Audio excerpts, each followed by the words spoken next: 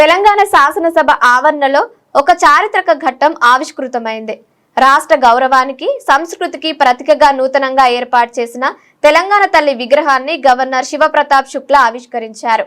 ఈ కార్యక్రమంలో ముఖ్యమంత్రి రేవంత్ రెడ్డి, ఉప ముఖ్యమంత్రి మల్లు భట్టి విక్రమార్క, శాసనసభ స్పీకర్ గడ్డం ప్రసాద్, శాసన మండలి చైర్మన్ గుత్తా సుఖేందర్ రెడ్డిలతో పాటు పలువురు మంత్రులు, ఎమ్మెల్యేలు, ఎమ్మెల్సీలు పాల్గొన్నారు.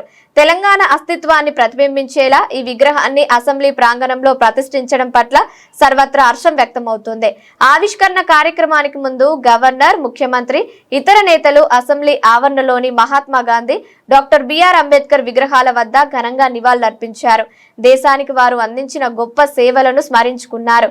విగ్రహ ఆవిష్కరణ అనంతరం ముఖ్యమంత్రి రేవంత్ రెడ్డి మాట్లాడుతూ, ఈ తెలంగాణ తల్లి విగ్రహం కేవలం ఒక రూపం మాత్రమే కాదని, ఇది కోట్లాది మంది తెలంగాణ ప్రజల ఆత్మ గౌరవానికి, పోరాట స్ఫూర్తికి నిదర్శనమని పేర్కొన్నారు.